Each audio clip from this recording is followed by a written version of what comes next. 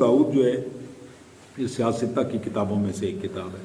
عبداللہ بن عمر بن عاص رضی اللہ تعالیٰ عنہ روایت کرتے ہیں کہ جب تمہارے بچے 7 سال کے ہو جائیں تو انہیں نماز کا حکم دو، اور جب 10 سال کے ہو جائیں اور وہ نہ پڑھیں تو انہیں پٹائی کرو۔ ہے نہیں سوٹیاں پڑھ کے کوٹن لاؤ، مطلب ہے ہلکا پھلکا وہ کر کے دو۔ اب اس کے اوپر فقہا نے اس حدیث کے روشنی میں یہ بات کی ہے کہ 7 سال کا بچہ اگر آپ کے ساتھ مسجد میں نماز میں کھڑا ہو گیا اس کو وہاں سے ہٹانا گناہ کبیرہ، اس حدیث کی روشنی میں کہ 7 سال کا بچہ ہو جائے اس کو نماز کے لیے اس کو حکم دو۔ حکم کیا دینا ہے کہ چل کے نماز پڑھ، یہی حکم ہے نا، آپ نے تو حکم دینا ہے اور ہم اس کو یہاں سے چیک کریں۔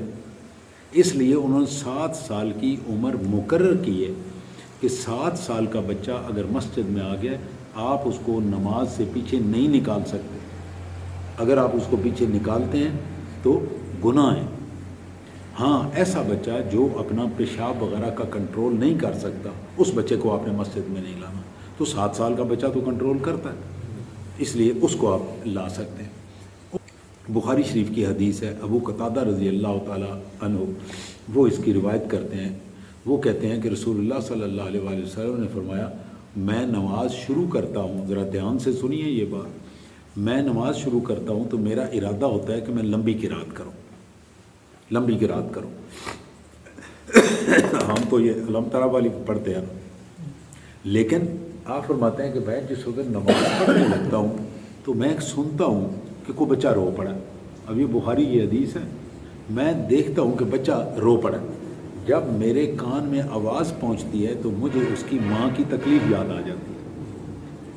اس وقت تو آپ کے دور میں عورتوں کی صف مردوں کے ساتھ ہوتی تھی، پیچھے آگے مرد کھڑے ہوئے پیچھے عورتیں کھڑی ہوئی، تو کہتے ہیں مجھے وہ اس کی ماں کی تکلیف یاد آ جاتی جس کا بچہ رو رہا ہے، تو میں کیا کرتا ہوں نماز مختصر کر دیتا ہوں۔ بچے کے لیے 2 جہان کے سردار اپنی نماز مختصر کر رہے ہیں، تو یہ چیزیں اپنے ذہن میں رکھنے کی ہیں۔ جو یہ حدیث مبارک ایک اور سناتے ہیں ابن ماجہ کی، یہ ضعیف حدیث ہے۔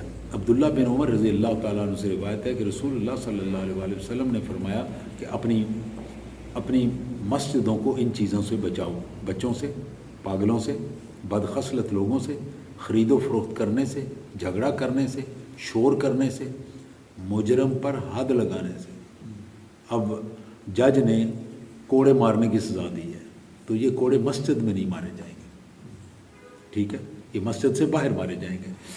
ہتھیار کی نمائش کرنے سے، مسجدوں کے دروازوں کے قریب استنجا اور وضو کی جگہ بناؤ، جمعہ کے دن ان میں خوشبو اگربتی وغیرہ سلگاؤ، مسجد کو راہ گزر بنانے سے بچاؤ، کمان پکڑنے سے، ترکش سے تیر نکالنے سے، کچا گوشت لے جانے سے، مجرم پر حد لگانے سے، کسی سے قصاص لینے سے۔ قصاص کیا ہوتا ہے؟ ناک کے بدلے ناک، میں نے آپ کے ناک پہ مکہ مارا، ناک ٹوٹ گیا، اب اس کا سزا کیا ہے کہ آپ کو اجازت دی جائے آپ میرے ناک پہ مکہ ماریں اور میرا ناک توڑ دیں۔ یہ اس کو ہم کہتے ہیں قصاص، ناک کے بدلے ناک، کان کے بدلے کان، آنکھ کے بدلے آنکھ، اور جان کے بدلے جان۔ اس کے بعد جناب اب یہ جو حدیث مبارک میں نے آپ کے سامنے پیش کی ہے ابن ماجہ کی، یہ حدیث مبارک ضعیف ہے، ٹھیک، جس میں کہا ہے کہ بچوں سے بھی مسجد کو بچاؤ۔ لیکن پچھلی حدیث چونکہ اگر یہ صحیح بھی ہو تو پچھلی حدیثیں وہ بھی صحیح ہیں، اس لیے ان کا عمل اس کے اوپر زیادہ فوقیت رکھے گا۔ ابن ماجہ ہی کی حدیث مبارک ہے کہ رسول اللہ صلی اللہ علیہ وسلم نے فرمایا کہ مسجد میں ان چیزوں سے فروخت، خرید و فروخت اور شعر و شاعری، ہم مسجدوں میں جو نعتیں پڑھتے ہیں یہ ساری شعر و شاعری نہیں ہے نا، شعر و شاعری ہے نا، اور کیا جو ہم کہتے ہیں نا